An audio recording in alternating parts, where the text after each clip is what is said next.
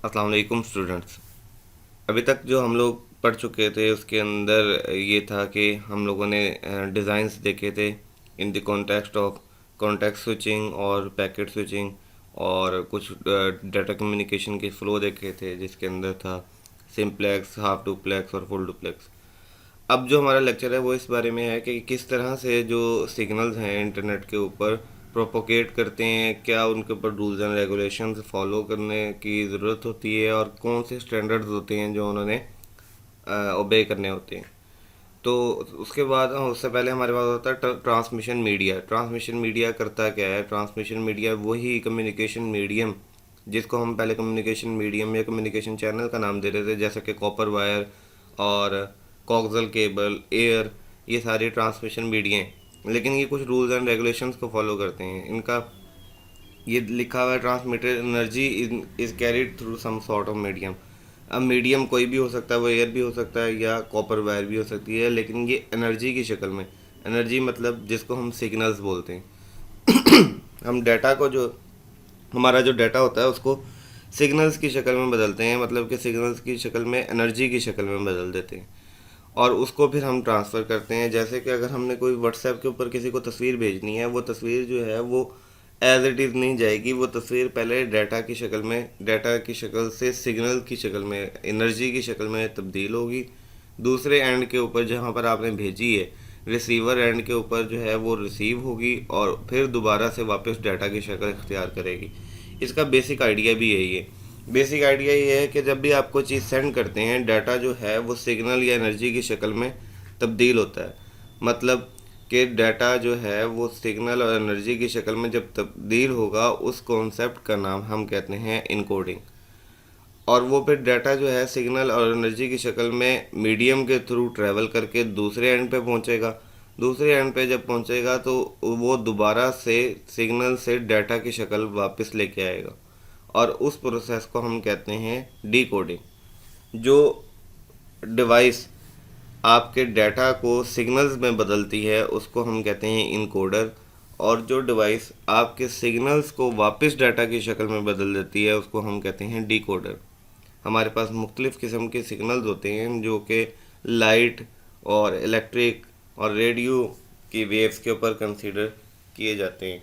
हर किसी के लिए अपना अपना एक स्पेशल पर्पस होता है, स्पेशल टास्क होता है, स्पेशल ही इनके लिए मीडियम होता है जिसके ऊपर ये प्रोपोगेट करते हैं। ये वो तस्वीर है जो आपको बेसिक आइडिया को कंस्ट्रक्ट करके बता रही है कि हमारे सेंडर एंड के ऊपर एक ट्रांसमीटर होता है जो जो डाटा को सिग्नल्स की शक्ल में बदल रहा होता है, उसको हम इनकोडर बोलते हैं। और वो इनकोड करता है डाटा को, उसने एनर्जी की शक्ल में बदला, ये मीडियम के थ्रू डाटा गया। रिसीवर एंड के ऊपर दोबारा एक डिवाइस लगी हुई थी जिसको हम कहते हैं डिकोडर। उसने डिकोड किया डाटा को वापसी सिग्नल से वापसी डाटा की शक्ल में और आपको डाटा रिसीव हो गया। उसके बाद हमारे पास जो मीडियम ज़्यादातर कॉमनली यूज्ड मीडियम्स हैं वो उनमें है कॉपर वायर। कॉपर वायर के अंदर हम इलेक्ट्रिकल सिग्नल्स को इस्तेमाल करते हैं। ये रेजिस्टेंस भी शो करती हैं अगर इनके अंदर कॉपर की मकदार कम हो। उसके बाद हमारे पास दो तरह के मीडिया होते हैं, एक गाइडेड मीडिया और दूसरा अनगाइडेड मीडिया। गाइडेड मीडिया आपको ये बताता है कि आपने एक पाथ के अंदर किस तरह से सिग्नल्स को लेके ट्रैवल करना है, मतलब कि इसके अंदर आपको डायरेक्शन को फॉलो करना पड़ता है। आप मल्टीपल डायरेक्शंस के अंदर नहीं ट्रैवल कर सकते सिग्नल्स को लेके। तो जो अनगाइडेड मीडिया होता है वो सेम ऐसे है जैसे रेडियो। रेडियो सिग्नल्स टावर से छोड़ते हैं, जब डिस्पर्स हो जाते हैं वो सारी जगह के ऊपर, वो सिर्फ एक डायरेक्शन के अंदर नहीं जाते, वो पूरे शहर के अंदर हर डायरेक्शन के अंदर डिस्पर्स हो जाते हैं, फैल जाते हैं। तो आप जहाँ पर भी अवेलेबल हों आप उन सिग्नल्स को अपनी फ्रिक्वेंसी मैच करके कैच कर सकते हैं।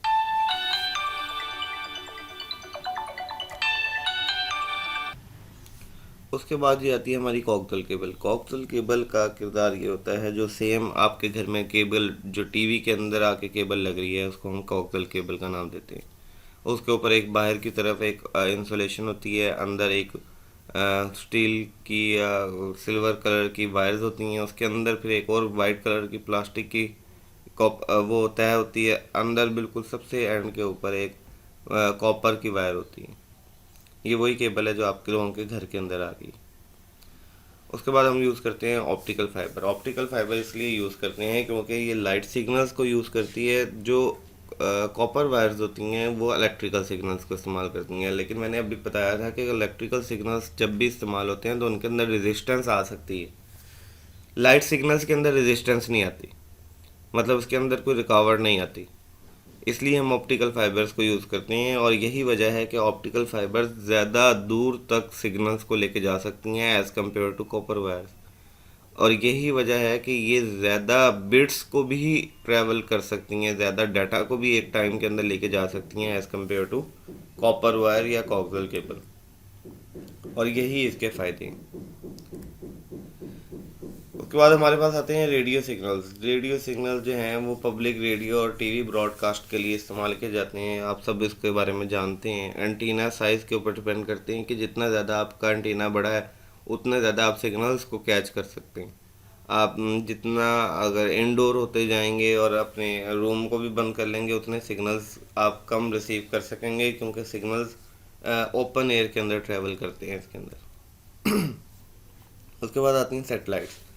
सैटेलाइट ज़मीन से सैटेलाइट तक डाटा को भी सेंड करने के लिए इस्तेमाल होती हैं, और सैटेलाइट जो होती हैं खला के अंदर, खला से वापस ज़मीन तक भी डाटा को सेंड करती हैं, टू वे कम्युनिकेशन करती हैं। इसके अंदर दो तरह की हमारे पास सैटेलाइट्स होती हैं, एक जियो सिंक्रोनस सैटेलाइट्स होती हैं और दूसरी लो अर्थ ऑर्बिट सैटेलाइट्स। जो जियो सिंक्रोनस सैटेलाइट्स होती हैं ये ज़मीन की स्पीड के एतबार से, ज़मीन के स्पीड के हिसाब से बिल्कुल साकिन होती हैं। जितनी ज़मीन की स्पीड, रोटेशन की स्पीड है, जितनी एग्जैक्टली सेम इनकी स्पीड है। इस वजह से ये ज़मीन के मुकाबले में बिल्कुल साकिन होती हैं। जिस तरह अगर आप रोड के ऊपर ट्रैवल कर रहे हों तो आपके साथ अगर कोई मोटरसाइकिल जा रहा है और वो बिल्कुल सेम आपकी स्पीड में जा रहा है तो वो आपको अपने लिहाज से बिल्कुल फ्रीज फील होगा। वो आपको ट्रैवल करता हुआ नहीं फील होगा, वो आपके लिहाज से तो बिल्कुल स्टिल है। तो सेम वैसे ही ज़मीन के लिहाज से ये बिल्कुल स्टिल है। 3 सैटेलाइट्स होती हैं 120 डिग्री के एंगल के ऊपर, और ये पूरी अर्थ को कवर कर रही होती हैं। जो लो अर्थ ऑर्बिट सैटेलाइट्स होती हैं ये बहुत ज़्यादा स्पीडली मूव करती हैं, इनको लोकेट करना भी मुश्किल होता है इवन नेकेड आई से। तो ये जो होती हैं ये काफ़ी नीचे की तरफ ट्रैवल करती हैं, और ज़्यादातर जो मेन टास्क होते हैं जिस तरह के डाटा रोमिंग और आप लोगों में कनेक्शन जो मिलाना होता है। उसके बाद आती हैं जी हमारे पास माइक्रोवेव। माइक्रोवेव जो होती हैं ये वो वेव हैं जो आपकी माइक्रोवेव ओवन के अंदर भी इस्तेमाल होती हैं। ये बहुत ज़्यादा हाईली फ्रिक्वेंसी वेव्स होती हैं। इनके अंदर जो जिस जगह के ऊपर टारगेट किया जाता है ये वन डायरेक्शनल होती हैं, मतलब जिस जगह के ऊपर, जिस डायरेक्शन के अंदर आप इनको थ्रो करेंगे उस डायरेक्शन के ऊपर जाके हिट करती हैं। और इनकी फ्रिक्वेंसी और इनका एम्पलीट्यूड इतना हाई होता है कि उस जगह के ऊपर जिस जगह पे हिट करती हैं उस जगह को गर्म कर देती हैं। इसी पर्पस की वजह से आप इनको माइक्रोवेव ओवन के अंदर यूज़ करते हैं। इंफ्रारेड जो होता है कि आपके टीवी रिमोट्स के अंदर सिर्फ आजकल इस्तेमाल हो रहा है, पहले पिछले दौर के अंदर की मोबाइल्स के अंदर भी इस्तेमाल होता था। ज़्यादातर सोनी रिक्सन के मोबाइल्स के अंदर इस्तेमाल होता था, जिसके अंदर आप सॉन्ग्स या वीडियोस सेंड करने के लिए मोबाइल को, जो दोनों रिसीवर और सेंडर दोनों मोबाइल्स को एक ही डायरेक्शन के अंदर रखते थे, तब वो आप रिसीव कर सकते थे और सेंड कर सकते थे। उसके बाद हमारे पास है जी हमने किस तरह से डाटा को या सिग्नल्स को प्रोपोगेट करना होता है, कम्युनिकेट करना होता है। पहली बात तो ये कि कंप्यूटर जो आप सबको पता है कि ये बाइनरी डिजिट्स को इस्तेमाल करता है। बाइनरी क्या होते हैं? 0 और 1। कंप्यूटर जो होता है ये कम्युनिकेट करता है by sending bits through a transmission medium, मतलब कि ट्रांसमिशन मीडियम के ज़रिए ये सेंड करता है। ट्रांसमिशन मीडियम आप सबको पता है ये केबल भी हो सकती है या हवा भी हो सकती है। अगर वायरलेसली यूज़ कर रहे हैं तो एयर है, अगर वायर के थ्रू इस्तेमाल कर रहे हैं तो केबल।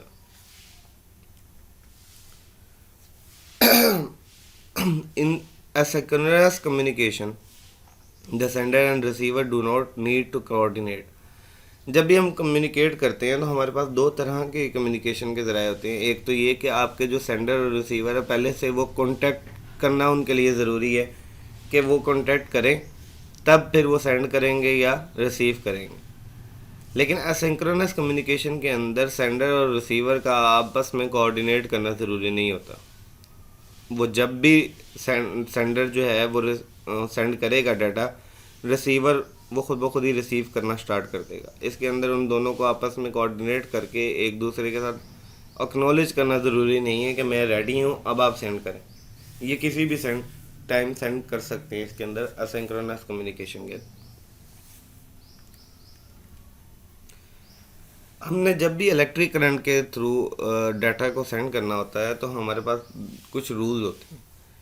हम थोड़ा सा इलेक्ट्रिक करंट को इस्तेमाल करते हैं इनकोड करने के लिए डाटा। मतलब इनकोडिंग क्या था कि हमने डाटा को सिग्नल्स की शक्ल में बदलना है। द प्रोसेस ऑफ ट्रांसफरिंग या transforming the data into electrical और रेडियो सिग्नल्स और इनटू जस्ट सिग्नल्स और एनर्जी। हमने जब भी सिग्नल्स की शक्ल में, एनर्जी की शक्ल में डाटा को बदलना है, उसको प्रोसेस को हम क्या कहते हैं, इनकोडिंग। नेगेटिव वोल्टेज को हम 1 बिट से रिप्रेजेंट करते हैं और पॉजिटिव वोल्टेज को हम 0 बिट से। जब भी बिट 1 होगी तो हम उसका वोल्टेज जो है वो 0 कर देंगे, नेगेटिव कर देंगे। और जब भी जो बिट होगी, डाटा की बिट जो है वो 0 होगी, हम उसके वोल्टेज को पॉजिटिव कर देंगे। ये नीचे जो डायग्राम है ये शो कर रही है कि हमने किस तरह से इलेक्ट्रिक करंट के ज़रिए डाटा को सेंड करना होता है। स्टैंडर्ड्स के होते हैं इसके, मैंने आपको कहा था कि हर चीज़ को फॉलो करने के या प्रोपोगेट करने के, सेंड या रिसीव करने के कुछ स्टैंडर्ड्स होते हैं। इस सिलसिले के अंदर एसिंक्रोनस कम्युनिकेशन के अंदर जब भी हम इलेक्ट्रिकल सिग्नल्स को इस्तेमाल करते हैं डाटा की सेंडिंग और रिसीविंग के लिए, तो हम जो स्टैंडर्ड इस्तेमाल करते हैं उसको हम कहते हैं RS-232C। ये मोस्ट वाइडली यूज स्टैंडर्ड है जो कि ट्रांसफ़र करैक्टर्स के ट्रांसफ़र के लिए यूज़ होता है कंप्यूटर से किसी भी डिवाइस के अंदर। हम मोडेम को और कीबोर्ड को भी इसी सिलसिले में इस्तेमाल करते हैं। जब भी ये स्टैंडर्ड इस्तेमाल करते हैं तो हम मोडेम और कीबोर्ड को भी उसी तरह से इस्तेमाल कर रहे होते हैं। तो ये वो वाहिद स्टैंडर्ड है जो इलेक्ट्रिकल सिग्नल्स की ट्रांसफरिंग के लिए, डाटा कम्युनिकेशन के लिए इस्तेमाल किया जाता है पूरी वर्ल्ड में। ये इसकी कुछ स्पेसिफिकेशन देंगे। आपकी केबल की लेंथ जो है वो लेस देन 50 फीट हो और एक बिट के अंदर मैक्सिमम, जो 1 बिट के लिए आप मैक्सिमम -15 वोल्ट को इस्तेमाल कर सकते हैं और 0 बिट के लिए मैक्सिमम +15 वोल्ट को इस्तेमाल कर सकते हैं। 1 करैक्टर जो होता है वो 7 या 8 डाटा बिट्स के ऊपर कंसिस्ट करना चाहिए। No delay between character bits. और जब आइडल होगा तो या तो -15 वोल्ट के ऊपर होगा या फिर आप उसको न्यूट्रल रख सकते हैं, मतलब कि बंद करके रख सकते हैं। Each character start with the start bit 0 and and with the stop bit 1। जब भी करैक्टर कोई भी आप स्टार्ट करेंगे, कोई ए लिखा है तो ए के जितनी भी आपकी वो करैक्टर्स बनेंगे उसके पहले जो है आपने स्टार्ट के ऊपर 0 लगाना है और एंड के ऊपर आपने 1 लगाना है। Bowed rate, framing and errors. Bowed rate क्या होता है? The number of changes in the signal पर सेकंड। एक सेकंड के अंदर सिग्नल्स कितना चेंज हो रहा है, ये आपका बाउड रेट होता है। एक सेकंड के अंदर उसके अंदर कितनी चेंजिंग्स आई हैं वो उसका बाउड रेट है। अगर आप गौर करें तो फ्रीक्वेंसी भी यही होती है। फ्रीक्वेंसी आपको ये बताती है कि एक सेकंड के अंदर आपने कितनी दफ़ा कोई चीज़ भेजी है, तो आपने कितनी दफ़ा जो चीज़ भेजी होती है वो उतनी ज़्यादा उसके अंदर चेंजिंग से लेके आती है सिग्नल्स के अंदर। जो चीज़ भी आप भेज रहे हैं वो सिग्नल्स के अंदर चेंज लेके आ रही है। तो एक सेकंड के अंदर जितनी भी चेंजिंग्स आ रही हैं वो बाउड रेट है। तो if the voltage measurement do not all agree और if the stop bit does not occur exactly at the same time, इसको हम बोलते हैं फ्रेमिंग एरर। अगर वोल्टेज मेजरमेंट जो है वो ना आ रही हो, ठीक तरह से एग्री ना कर रही हो, और जब आपने, मैंने अभी बताया कि स्टार्ट बिट लगानी होती है 0 और एंड बिट लगानी होती है 1, अगर आपने वो नहीं लगाई हुई तो आपका फ्रेमिंग एरर जो होता है वो अकर हो जाता है। हमारे पास नेक्स्ट जो आती है, पहले थी एसिंक्रोनस कम्युनिकेशन, दूसरी इसकी टाइप है full duplex asynchronous communication. Full duplex asynchronous communication के अंदर आपके पास 2 तारें होनी चाहिए जिसके अंदर आप एक तार से तो सेंड करेंगे डाटा को और दूसरी तार से आप उसका रिटर्न पाथ बनाएंगे जिसको हम ग्राउंड भी बोलते हैं। रिटर्न पाथ के अंदर आपका रिप्लाई आएगा एट द सेम टाइम। तो फुल डुप्लेक्स के अंदर क्या था कि एक टाइम में आप सेंड भी कर सकते हैं और रिसीव भी कर सकते हैं। तो उसको एक ही टाइम में सेंड और रिसीव बनाने के लिए हमें दो तारें इस्तेमाल करनी पड़ेंगी, ताकि एक तार से हम इलेक्ट्रिकल सिग्नल्स के थ्रू हम डाटा को सेंड करें और दूसरी तार से हम रिटर्न पाथ बनाएं जिसको हम ग्राउंड बोलते हैं, और वो हमें रिप्लाई लेके आए। ये फुल डुप्लेक्स एसिंक्रोनस कम्युनिकेशन का ये ट्रांसमीटर है, ये रिसीवर है। ये यहाँ से डाटा सेंड हुआ और यहाँ पर रिसीव हुआ, यहाँ से डाटा सेंड हुआ, यहाँ रिसीव हुआ, और ये हमने एक दूसरी बात बनाई है जिसको हमने रिप्लाई के लिए रखा हुआ है कि यहाँ से हम रिप्लाई भी वापसी ले सकते हैं। उसके बाद ये आती है हमारे पास long distance communication. Long distance communication के लिए हम हमेशा सिग्नल्स को वेव्स की शक्ल में इस्तेमाल करते हैं।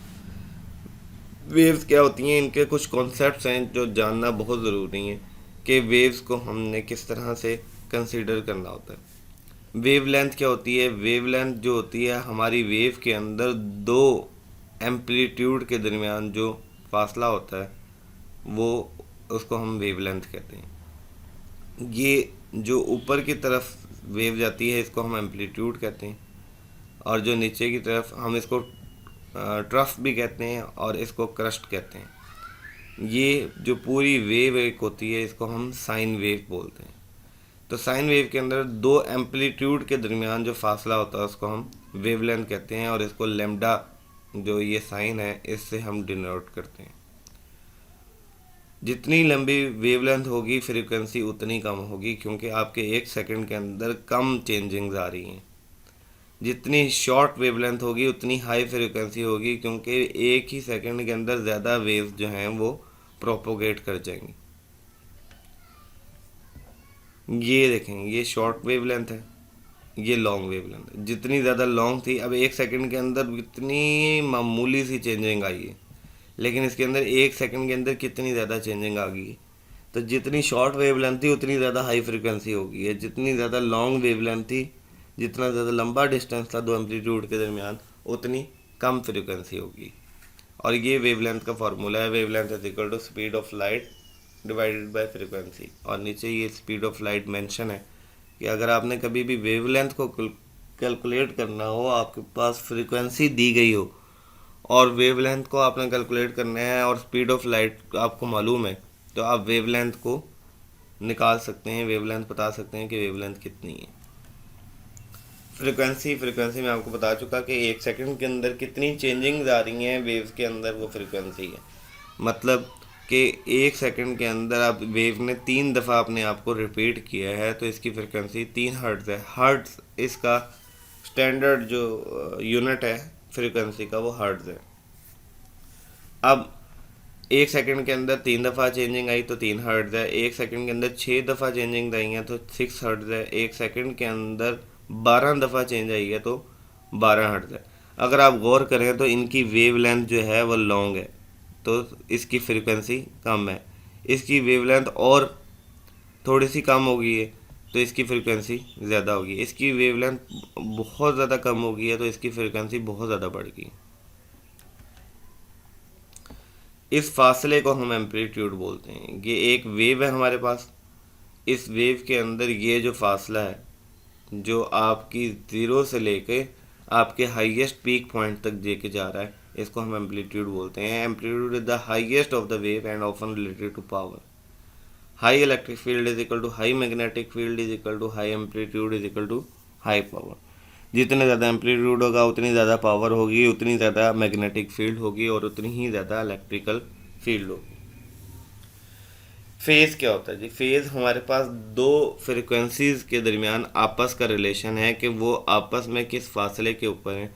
उनका जो एम्पलीट्यूड है वो आपस में कितना डिस्टेंस रखता है, उनका जो ज़ीरो का पॉइंट है वो कितना डिस्टेंस रखता है, उनका जो डाउन पॉइंट है वो कितना आपस में फ़र्क रखता है। इन दोनों के दरमियान जो फ़र्क होता है उसको हम फेज़ बोलते हैं।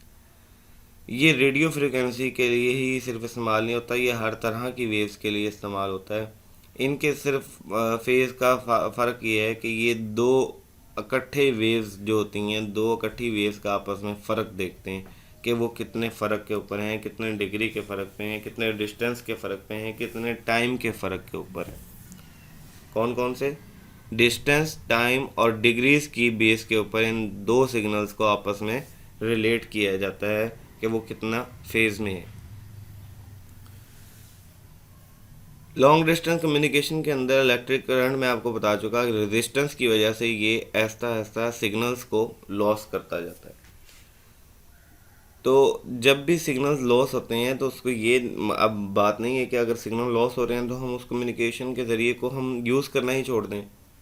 लेकिन अब हमारे पास सिग्नल्स तो लॉस हो रहे हैं तो उसका हमने हल तो निकालना है कि सिग्नल्स को वापस अच्छी शक्ल में या हाई शक्ल के अंदर किस तरह लेके आएंगे वो दोबारा से ज़रा बूस्टअप हो सकें। हमारे पास एक डिवाइस होती है जिसका नाम होता है मोडेम। मोडेम ये काम करता है, उस प्रोसेस का नाम क्या है? मॉड्यूलेशन। जब हम सेंड करते हैं transmitter slightly modifies the original information by using a carrier, such modification are called modulation. अब मॉड्यूलेशन होती क्या है? मॉनिटर द इनकमिंग कैरियर, ये देखता है कि कैरियर इनकमिंग हो रहा है, इसकी मॉड्यूलेशन चाहिए, इसको ये वीक हो गया है, इसको अब हाई रेंज के अंदर लेके जाना है, दोबारा से बूस्टअप करना है सिग्नल को। तो ये दोबारा से ओरिजिनल डाटा को बूस्टअप करता है और डिस्कार्ड कर देता है कैरियर को और सिग्नल्स को भेज देता है। हम तीन तरह की मॉड्यूलेशन को इस्तेमाल करते हैं: एम्पलीट्यूड मॉड्यूलेशन, फ्रीक्वेंसी मॉड्यूलेशन और फेज मॉड्यूलेशन। एम्पलीट्यूड मॉड्यूलेशन नाम से ही जाहिर है कि हम इसके अंदर उसके एम्पलीट्यूड क्या था? एम्पलीट्यूड दो वेव्स के दरमियान जो हमारी वेव्स थी उसके अंदर जो हाईएस्ट पीक पॉइंट था उसका नाम एम्पलीट्यूड था। अब हाईएस्ट पीक पॉइंट को हम इसके अंदर मॉडिफाई कर रहे हैं एम्पलीट्यूड मॉड्यूलेशन के अंदर, ये कम हो गया था, इसको हम दोबारा से बढ़ा रहे हैं। फ्रीक्वेंसी मॉड्यूलेशन के अंदर हम फ्रीक्वेंसी को इंक्रीज कर रहे हैं। फ्रीक्वेंसी क्या थी? एक सेकंड के अंदर कितनी चेंजिंग्स आ रही हैं वेव्स के अंदर, ये फ्रीक्वेंसी। अब हम एक सेकंड के अंदर अगर हमारी चेंजिंग बहुत कम हो गई, बहुत कम होने का मतलब ये है कि जो वेव लेंथ है वो बहुत लॉन्ग होगी। तो वेवलेंथ जब बहुत लॉन्ग होगी, अब हमने वेवलेंथ को अगर हम कम कर देंगे तो हमारी फ्रीक्वेंसी जो है वो बढ़ जाएगी। तो हम इस तरह से हम मॉडिफाई करेंगे, मॉड्यूलेट करेंगे फ्रीक्वेंसी मॉड्यूलेशन के ज़रिए।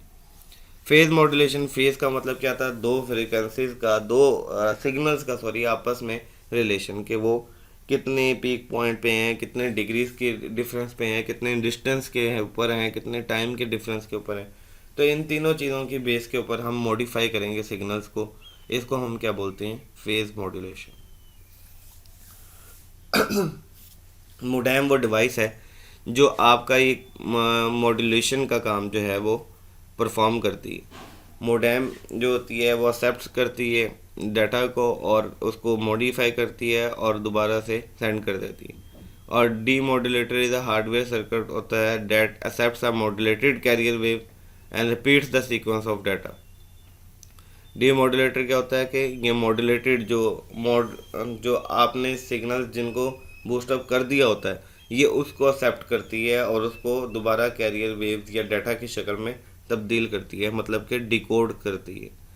तो आपके जो मोडेम होता है ये वो डिवाइस होती है जिसके अंदर मॉड्यूलेटर भी मौजूद होता है और मॉड्यूलेटर क्या कर रहा है? सिग्नल्स को मॉड्यूलेट कर रहा है, चेंज कर रहा है और उसको बूस्ट अप कर रहा है। और डी मॉड्यूलेटर क्या होता है? डी मॉड्यूलेटर वापस उन सिग्नल्स को रिसीव कर रहा है और डिकोड करता है। डिकोड करने के बाद उसको वापस मॉड्यूलेट हुए हुए सिग्नल्स को एक्सेप्ट करता है। और modem is hardware device that combines both modulator and D modulator in the single device. एक ही डिवाइस के अंदर मॉड्यूलेटर और डी मॉड्यूलेटर को लेके आते हैं हम मोडेम के अंदर। ये मोडेम की तस्वीर है जी। इसके अंदर ये देखेंगे आपके कंप्यूटर है, कंप्यूटर के ऊपर यहाँ पर मोडेम लगा हुआ है। ये मॉड्यूलेटर है, ये डी मॉड्यूलेटर है। ये मॉड्यूलेटर जो है ये सिग्नल्स को मॉड्यूलेट करके या मॉडिफाई करके सेंड कर रहा है और डी मॉड्यूलेटर इसको रिसीव कर रहा है ताकि ये डाटा की शक्ल में इसको शो करा सके। ये स्टैंडर्ड है जो यहाँ पर इस्तेमाल कम्युनिकेशन चैनल के ऊपर या ट्रांसमिशन मीडिया के ऊपर इस्तेमाल किया जाता है, जिसका नाम RS-232 स्टैंडर्ड है। तो यहाँ पर आज का हमारा लेक्चर एंड होता है। उम्मीद करता हूँ आप सबको सब बातें समझ आ गई होंगी। फिर भी अगर कोई बात ना समझ आए तो आप व्हाट्सएप के ऊपर मेरे नंबर के ऊपर अपने ग्रुप के अंदर सवालात कर सकते हैं और मुझे बता सकते हैं कि क्या बात आप लोगों को समझ नहीं आई। Thanks a lot.